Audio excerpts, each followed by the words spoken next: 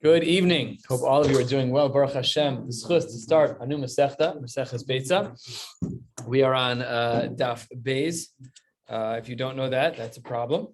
We're in the very beginning. We're going to start from a brand new Mishnah. And before we start, just a brief overview about some halachos that we're going to learn. We are all familiar with the phrase, and we say this to ourselves and to those around us. Hey, wait, be careful. That's muktzah. So the concept of muktzah is something that we're going to be speaking about extensively. And the first Mishnah speaks about this idea about Beitzah shenolda b'yom tov. What happens if an egg is born, an egg is laid on yontif? What is the halachic status of that egg? So if something is muktzah, then it can't be touched. And if something is nolad, which is another concept of muktzah, which is a problematic concept, so that could be problematic as well. Nolad means that something was literally born, but it could have a lot of applications. According to some poskim, making ice on Shabbos is a violation of nolad because you had it in one form, and now you have it in another form. A lot of these ideas will come up. Let's get started. Maseches Beitzah, Daf Beis Madalef at the new Mishnah. Beitzah shenolda b'yom tov. If there is a chicken that lays an egg on Yom Tov, that is a machlokes in the Tanaim. Beis Shammai omrim tochal, Beis Hillel omrim lo tochal. Beis Shammai says you're allowed to eat the egg, no problem at all. And Beis Hillel says you're not allowed to eat it, big problem. We don't know why yet. We'll get there when the time comes. And the Gemara today will speak about this one line. All of the remaining lines of the Mishnah we will not be discussing today, but let's learn them now anyways. Beis Shammai omrim seor b'kezayis, that on Pesach, when we measure the shiur of Isser of Chametz, when it comes to seor, which is a more intense form of Chametz, it can actually be used as some type of leavening agent for other flours. So then seor, that is a smaller shiur of a kezayis, but b'chametz, the Isser of Chametz itself is b'chakoseves, that is a larger shiur than a kezayis. Ubeis Hillel omrim, no, the shiur doesn't change between seor and chametz, zev b'kezayis, and that is the second din of the Mishnah. So the first din of the Mishnah is Beitzah shenolda b'yom tov, and the second din of the Mishnah is how we treat seor. Do we say that seor is like a seor and chametz? Do we say that it's the same shiur, or do we say that they are different shiur? Third case of the Mishnah, 5 lines down, Beis Madalef. Hashochet chayav ha'of b'yom tov. If somebody shechts a chaya, or an oaf on yontif, the halacha is machlokes in the Tanaim. Beis Shammai omrim yachpor badeker v'yichaseh, take a shovel, dig up some dirt, and perform the mitzvah of kisui hadam. Kisui hadam doesn't apply to every type of shechita, but it certainly applies here, and that is the way the Beis Shammai says to do it. It seems like it's lechatchila. However, ubeis Hillel omrim lo yishchot ela im kein haylo afar muchan miba'od yom. Beis Hillel says no, you should not be doing this shechita unless the afar, the dirt with which you will perform the mitzvah of kisui hadam, is muchan miba'od yom. It is prepared and available. Umodim. However, Beis Hillel does agree she'im shachat, that if in fact one did the shechita, even though they shouldn't have done the shechita, sheyachpor bedeker b'yachaseh, that b'di'evid, one in fact is allowed to dig up some dirt to perform the mitzvah of kisui hadam. The last 4 words of this Mishnah are a little cryptic. We'll get there. She'efer kira muchanhu, because the ashes of an oven are considered muchan. That doesn't make any sense at all, at least in the flow of the Mishnah as we see it. We'll learn about this not today, but we'll learn about it down the road. But this third din is talking about kisui hadam. Do you have a question? Isn't digging one of the lamed malachos? What? To dig the dirt and then do the kisui hadam on it? Yeah, it is.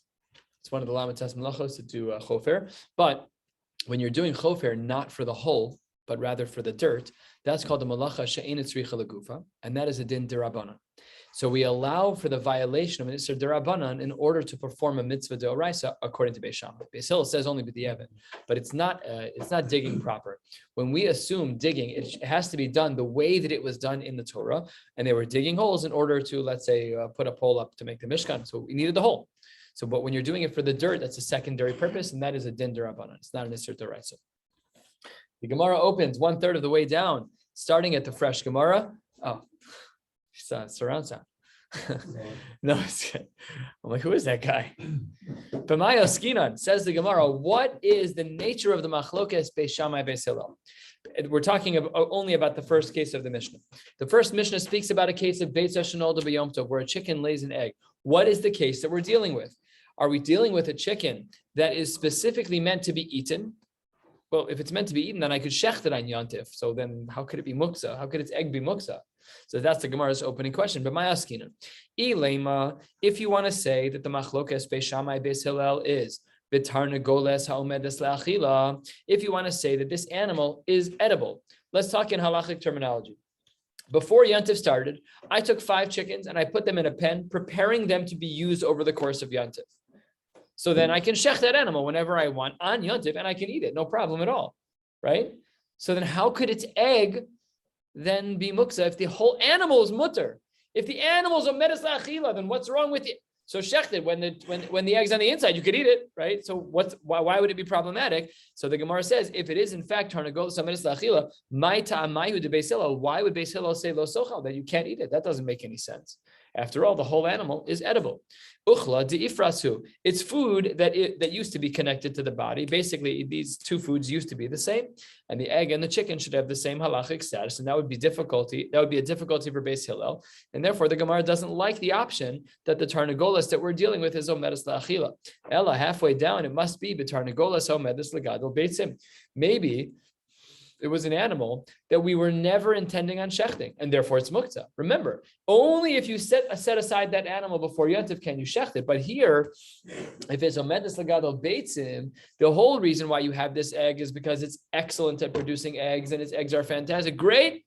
So then you're never going to eat it. Then it's muktzah. So then says the Gemara, if in fact it's tarnagolos omedes legadol beitzim, ma ta'amayu de Beis Shammai.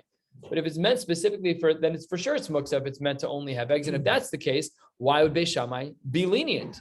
So this question creates a dichotomy. There's 2 ways to look at this, and there's only 2 options. It's either a chicken that you're going to eat or a chicken that you're not going to eat. And if it's a chicken that you're going to eat, everyone should be lenient. And if it's a chicken you're not going to eat, everyone should be strict. So how is it that Beis Shammai and Beis Hillel even argue in the first place? It says the Gemara, hold on one second. Oh, sorry, I forgot 2 words. Muktzah. According to Beis Shammai, it should be muktzah. If you're saying that it's omedes legadol beitzim, then it should be muktzah. So then the Gemara says, I don't even understand. I could easily explain away this case. Well, my kushya, why are you bothered by what Beis Shammai and Beis Hillel are arguing about? Dilma, perhaps Beis Shammai is of the opinion of, as we saw many times in Maseches Shabbos, les lehu muktzah. Maybe he holds that fundamentally there's no isser of muktzah. What does that do for us? So what that does for us is as follows. It means that we could be talking about an animal that's tarnagolos ha'omedes legadol beitzim, and Beis Shammai holds that there's no isser muktzah. So therefore it's mutter to take the eggs of the animal. Says the Gemara, that can't be, because kasal kadaitach, we've been working on the following assumption. Kasal kadaitin, that afilu man deshari b'muktzah, we were of the opinion that even if there was someone who was shari b'muktzah, who said that muktzah has no isser, but the nolad asr, but creating a new entity, that's usher. That's definitely going to be problematic. So that would be a big problem still for Beis Shammai. My time out to Beis Shammai. Let me say this question outside a little bit.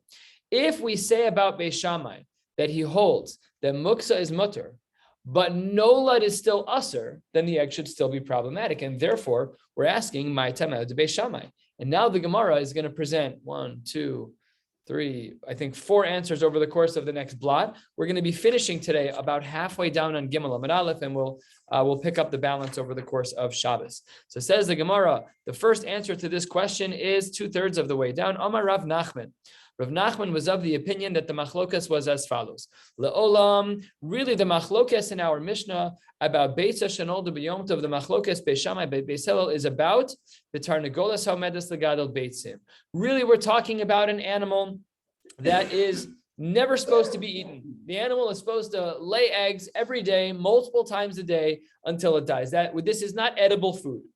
Udi islay muksa, islay nolad. However, unlike our starting assumption, he who holds that there is muksa also holds that there is nolad. Udi leslay muksa, leslay nolad.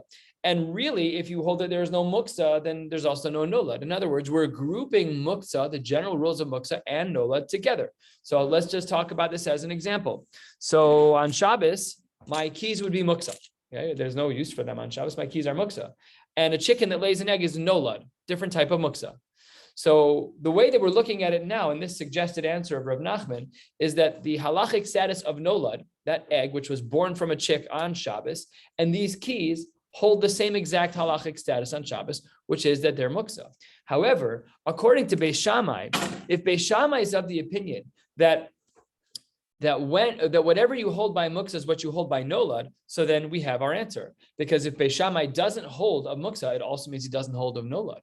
And if he doesn't hold of nolad, then even though the animal itself is specifically intended to lay eggs, we don't care, because nolad is not a problem as long as you don't hold a muksa. So therefore, Rav Nachman's answer is able to work. And then the Gemara just concludes this answer being a little bit articulate, 3/4 of the way down. It must be that Beis Shammai is Reb Shimon. This is a throwback, the name Reb Shimon. Beis Shammai holds like Reb Shimon, who Rashi points out is the one who is of the opinion that there is no muksa. Ubeis Hillel, who's strict in our Mishnah, holds Reb Yehuda that there is muksa. So now that's Rav Nachman's answer. Rav Nachman's answer, the chick that we're talking about is a chicken that is never intended to be eaten. The only question is, do we say that there's nolad or not? That's it. Beis Shammai says that there's no problem of nolad. Beis Hillel says that there is, and that's version 1 of the machlokas. But we question this shita of Rav Nachman. Umi amar Rav Nachman hachi. Does Rav Nachman really in fact hold that Beis Shammai is lenient like Reb Shimon in regards to muksa, and Beis Hillel is strict like Reb Yehuda in regards to muksa? How can that be? We have another Mishnah. Beis Shammai omrim magbin me'al hashulchan atzamus uklipin. Beis Shammai was of the opinion that one is allowed to clean up the bones of food that they ate and klipin, shells from foods that you ate. Ubeis Hillel omrim misala kesatabla kula menara. You can't do it directly, Beis Hillel says. You pick up the whole table and you shake it off. Remember, they didn't have dining room tables like we did. They probably had more like the foldable TV dinner tables. Like they were much smaller. Just pick it up and go shake it out in the garbage. But to do so directly is not allowed. Now, here's Rav Nachman. Remember, our answer was from Rav Nachman. Then here's what Rav Nachman says 6 lines from the bottom. V'amar Rav Nachman, you got this Mishnah backwards. Anu ein lanu ela Beis Shammai k'Reb Yehuda uBeis Hillel k'Reb Shimon. Rashi explains that these two shitas in this Mishnah need to be flipped around. So instead of saying that Beis Shammai was the one who said you're allowed to pick up the bones and the peels, that was really Beis Hillel, and Beis Shammai was of the opinion that you have to there is a din of muksa. Well, that's a stira, because Rav Nachman in his initial answer presented Beis Shammai as holding that there's no muksa. But Rav Nachman in this other Mishnah that we see from Maseches Shabbos on Daf Kuf Mem Gimel, quoted here 5 lines from the bottom, 6 lines from the bottom. So there, Beis Shammai, with Rav Nachman's flip of the sheets, that Beis Shammai holds a muksa. So there's a stira in Rav Nachman. In one case, Rav Nachman says Beis Shammai is lenient, and in another case, Rav Nachman says Beis Shammai is machmir. So says the Gemara, a beautiful answer. 4 or 5 lines from the bottom. Omar lach Rav Nachman, I'm going to make a beautiful chakira for you. A difference, a distinction between Shabbos and Yontif, which explains how Rav Nachman could have both of his shitas. Omar lach Rav Nachman. Gabe Shabbos, in regards to Hilchos Shabbos, the Sasam Lantana, that when the Mishnayos were put together, there's a Stam Mishnah, ki Reb Shimon. What does Reb Shimon hold that there's no muksa? What Mishnah was like Reb Shimon that there is no muksa? Ditznan, the Mishnah writes, one is allowed to cut up gourds before animals, and important for us, and one is allowed to cut up the nevela of an animal. Rashi says this, the Gemara doesn't, that this nevela died on Shabbos. This is a nevela. If you take a look at Rashi, Dibur Hamaschel ve'es hanevela lifnei haklavim, 15 lines or so, 12 lines from the bottom of Rashi. Rashi says, "V'afal pi shenisnabla b'Shabbos." Even though the animal died on Shabbos, that animal should be muksa, because it wasn't dead before Shabbos to be fodder for your animals. It died on Shabbos. So what do we see from this Mishnah? We see ve'es hanevela lifnei haklavim. So we see that this Stam Mishnah is lenient on muksa, because even though the animal was not muchan, it was not prepared before Shabbos, the animal was alive before Shabbos. When it died on Shabbos and became a nevela, you're now allowed to cut up this animal and feed it to your animals. That shows you that this Stam Mishnah is like Reb Shimon. Mokim la lebeis Hillel ki Reb Shimon. That seems to be like the lenient shita. Aval, turning to the top of Beis Mud Beis. However, that was by Shabbos. But Gabe Yom Tov, the Sasam Lantana Reb Yehuda. But when it comes to Hilchos Yom Tov, we see a stringency that we do have concerns about muksa, like the sheets of Reb Yehuda. How so? Ditznan, the Mishnah writes, this Mishnah, as well as in Maseches Shabbos, in Mevakim Eitzin Mina Koros, you can't cut firewood from beams. Below Mina Koros, Shenish B'Rabbi Yom Tov, and you also can't do so from a beam that broke on Shabbos, and that means that there is a din of muksa by Yom Tov, Mokim Lebeis Hillel Reb Yehuda. So now we have a stira. Well, I should say now we have a distinction. By Shabbos, it seems to be that we don't have a concern of muksa, but by Yotiv, it seems to be that we do. And therefore, the Gemara says, Michti, hang on one second. Man sasme lemas nisan. Who's the one who determined which Mishnayos are stam and which Mishnayos have names? The Gemara says, Rebbe, 5 lines down, Beis and Beis. So then says the Gemara, okay, well, what was Rebbe thinking? Maishna b'Shabbos. Why is it that when it came to Shabbos, the Sasam Lon Kirib Shimon, that when Rebbe put the Mishnayos together, he put a stam Mishnah following in the footsteps of Reb Shimon, that there is no muksa. Umayshna b'Yom Tov d'Sasam Lon Kirib Yehuda, but by Yontif, all of a sudden Rebbe Yehuda Nasi is like, hey, we got to be strict on Yontif. Why are we lenient on muksa by Shabbos according to Rebbe, but strict in regards to muksa for Yontif? So answers the Gemara as follows. Amre, a psychology. Shabbos, when it comes to the halachos of Shabbos, the chamira, where the halachos are more strict, and because the halachos are more strict, and therefore, because we're very, very concerned about Hilchos Shabbos, there's a very small risk of you violating Shabbos. Therefore, Rebbe, when he put the Mishnayos together, Sasam Laki Reb Shimon de Mekel, he allowed for one to be lenient in regards to Muksan Shabbos, because Shabbos is a very, very, very intense and severe day. Yontif is not much less severe. There is a handful of malachos, the malachas sochel nefesh, which we don't have to keep on Yontif, but still close, but it's not the same as Shabbos. But Yom Tov, 10 lines down, 8 lines down, but Yom Tov, the Keel, Yom Tov, which is a more lenient day, the Asi Lazilzule Bay, where there is a concern about Zilzul Yontif, then in that case, Rebbe couldn't be lenient. Sasam lon ki Rebbe Yehuda de Machmir. Beautiful. So that's the Gemara's distinction. And what was where did this all come from? We were bothered by Rav Nachman's answer.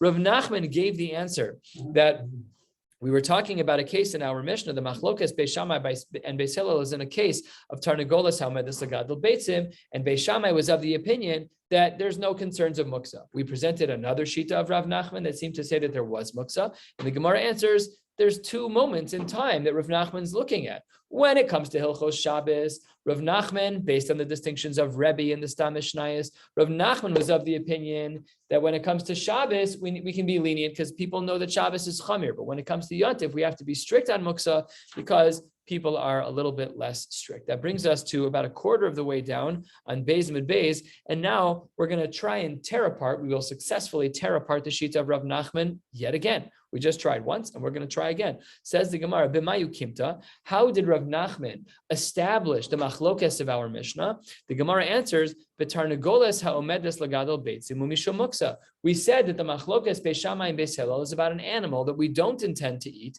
and Beis Hillel is concerned about muksa. That's why the Mishnah says in the name of Beis Hillel lo sochal, and Beis Shammai is not concerned, so you're allowed to eat it. So says the Gemara, Ihachi, if this is correct, if Rav Nachman's explanation of our Mishnah is correct, then ademiflage beBeitzah liflagu betarnagoles. So then why does our Mishnah only say Beitzah shenolda b'yom tov? It should have said Beitzah v'hatarnagoles shenolda b'yom tov, or the Beitzah shenolda v'hatarnagoles, whatever the language should be. Why aren't they both included? The chicken's muksa too, right? Because it's not omedes la'achila.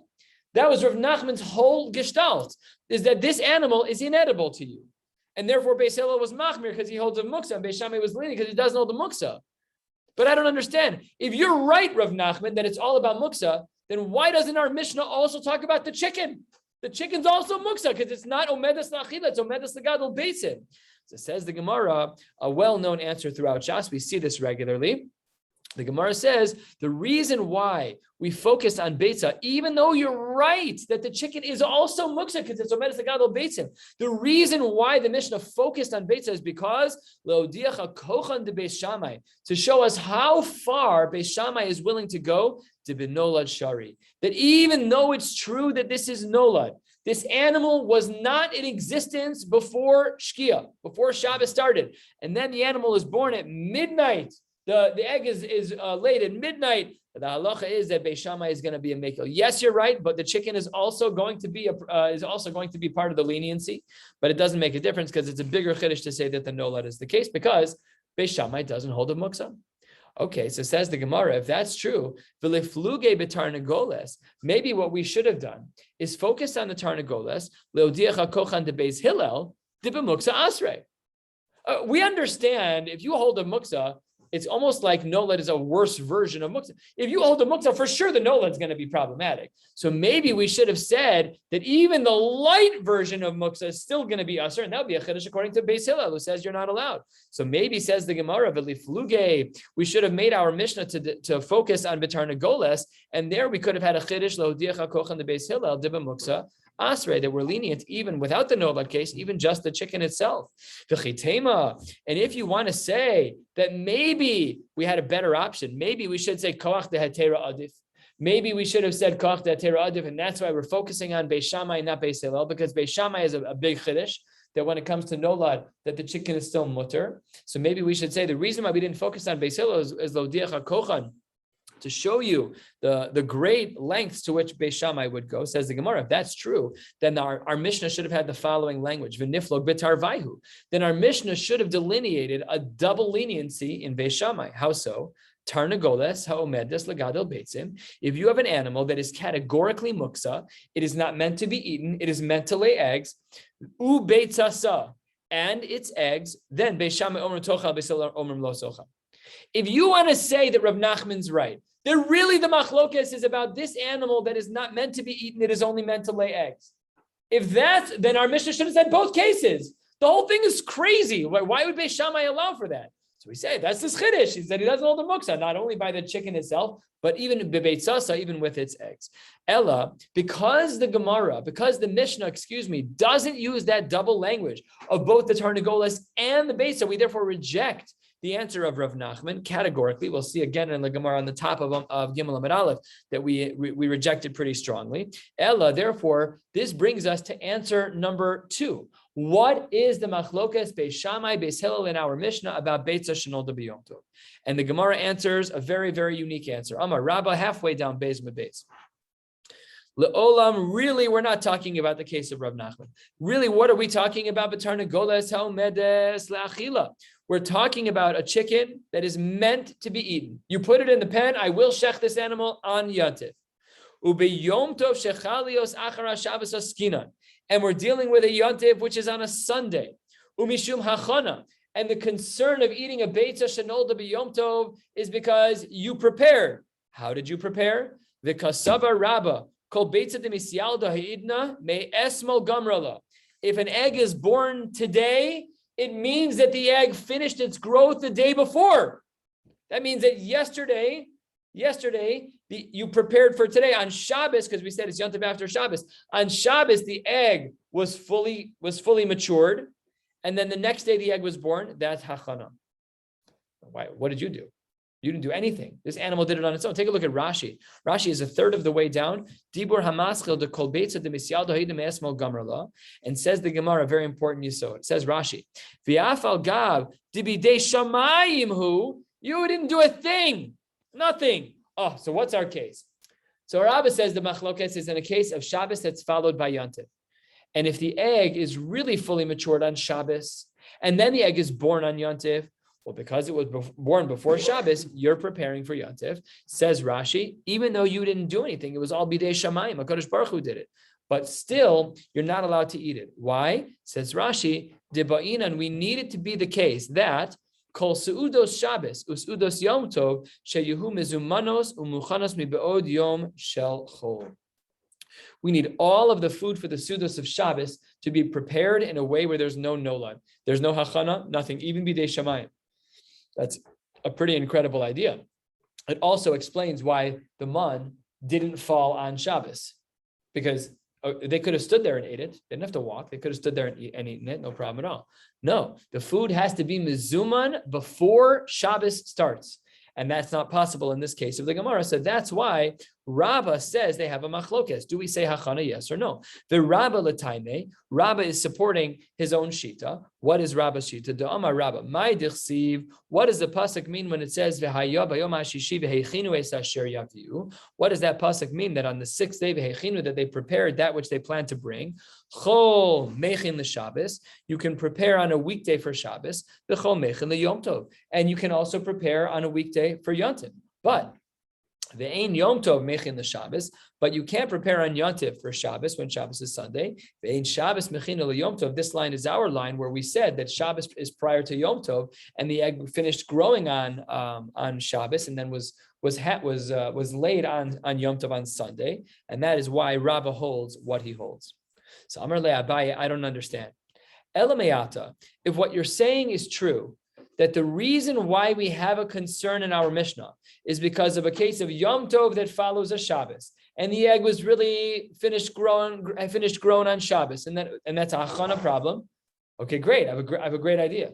What happens when Yom Tov is standalone, where there is no Shabbos beforehand, and the day before was a weekday? That's the Abaye's question. Normally, Abaye, Elameata, Yom Tov be'alma tishtere. What if you have a Yom Tov that doesn't have a Shabbos, and therefore there's no Hachana problem? Because according to your theory, Rabbah, that really the egg finished growing the day before. That day before was a weekday if it's a Yom Tov that's in a vacuum. It's just a regular Tuesday that happens to be a Yom Tov, but no Shabbos. Says the Gemara in the name of Rabbah, you're right in principle, but Gzera Mishum Yom Tov Achar Shabbos. We have a Gzera Derabanan in all cases that, I should say, we have a Gzera Derabanan in all cases of Yom Tov Achar Shabbos, that every regular Yom Tov, even when there's no Shabbos, our concern is for those times when Yom Tov does follow Shabbos. So therefore, even though in theory a Yom Tov Be'alma, a Yom Tov that's not a conjoined to a Shabbos should be mutter, we don't allow for that based on a Din Derabanan.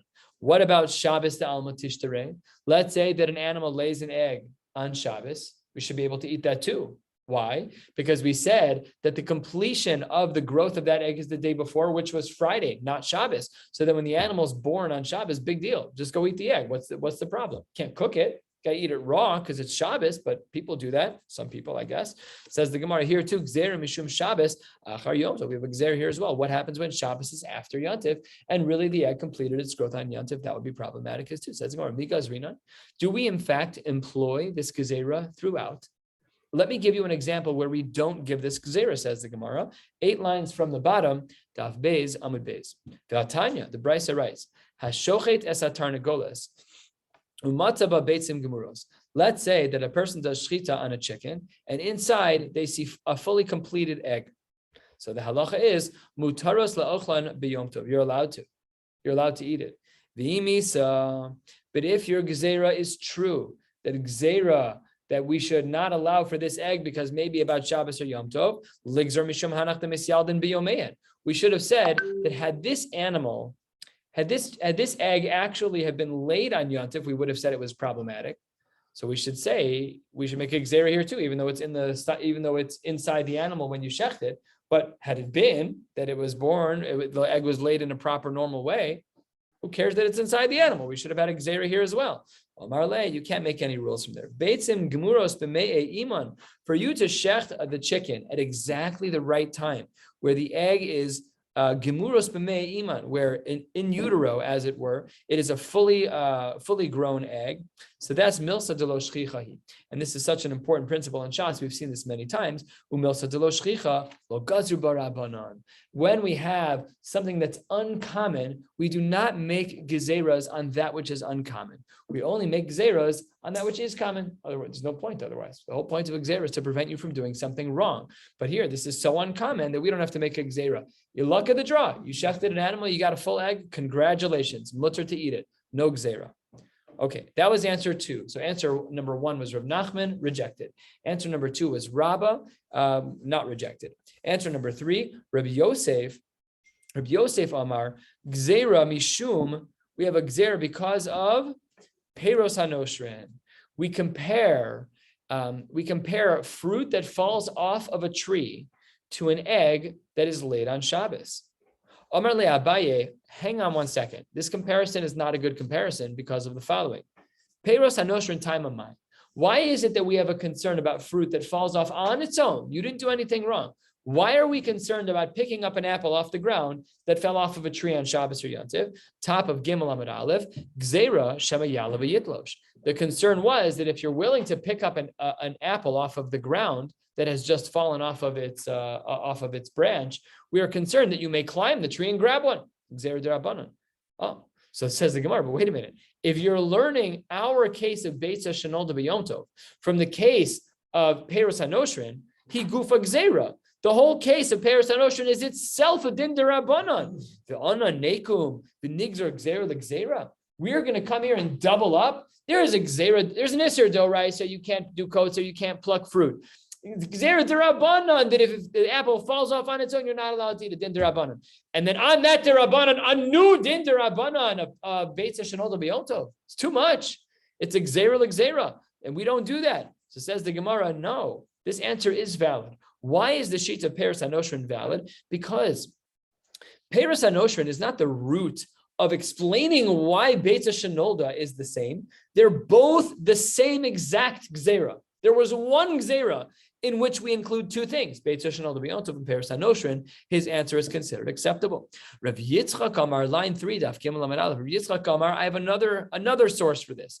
Gzera, we have a rabbinic injunction because of Mishum Mashkin Shazavu. And this is something that we learned about. Look at Mashkin Shazavu in Rashi. The 5th line of Rashi, Dibur Maschal Mashkin Mishum Mashkin Shazavu. Rashi says, Tikai Malan, Asur in the Bo Bayom. It's usher to drink the liquids that ooze from fruits on Shabbos. So says the Gemara, the same question against Rav Yitzchak that we asked against Rav Yosef. Amar le Abaye, line 4, I don't understand. Mashkin Shazavu taimamai. What's the reason why we have mashkin shazavu? Why do we say that is an isser derabanan to drink the liquid of those fruits? Gzeira shema yischot. Our concern is a rabbinic injunction because we're concerned of schita. So says the Gemara, but that's a rabbinic injunction. Mashkin shazavu is a rabbinic injunction. So same question we asked in regards to Peres HaNoshrin. He gufa gzeira. You can't learn Beitzah shenolda b'yom tov from mashkin shazavu. He gufa gzera. That itself is a gzera. The ana nekum nigzer gzera l'gzera. That's a gzera l'gzera, and it doesn't make sense to learn Peres HaNoshrin, mashkin shazavu to the world of Beitzah shenolda b'yom tov. So therefore, the Gemara answers like we did before, kulachad gzera he, and that validates the shita of Rabbi Yitzchak because they're all part of one gzera according to him, and therefore Beitzah shenolda b'yom tov is in fact similar to mashkin shazavu. Now, how do we paskin? What do we do? So says the Gemara as follows, 6 lines down on Gimel Amud Aleph, and then we're going to stop about halfway down on this page. Kulhu ki Rav Nachman lo amrei ki kushya. Everyone about Rav Nachman, everyone rejects Rav Nachman lo amrei. We don't say like him ki kushyan because we had a big problem with his shita, which is that if his shita was right, then our Mishnah should have not only spoken about Beitzah, but also the Tarnagolas, and it didn't. Ki Rabba nami lo amre. Everyone also rejects the shita of Rabba because hachana leslu, because not everybody holds of hachana, and therefore you can't say there's a machlokes about hachana if you don't hold of hachana. Ela Rav Yosef, but in regards to Rav Yosef, who was of the opinion of Peres HaNoshrin, that the Beitzah shenolda, the egg that's laid, on Yontif, is similar to that of fruits that come off of a tree. Why doesn't he hold my time alo amakar Rav Yitzchak? Why doesn't he say that the answer that Rav Yitzchak gave, which is mashkin shazavu? So says the Gemara, Amar lach, what would he tell you? The reason why Rav Yosef doesn't hold like Rav Yitzchak is because of the following: Beitzah uchla. Uperos uchla. An egg is a food, and fruits are food. I could understand those. La'afuke, but this comes to exclude mashkin de lav uchla.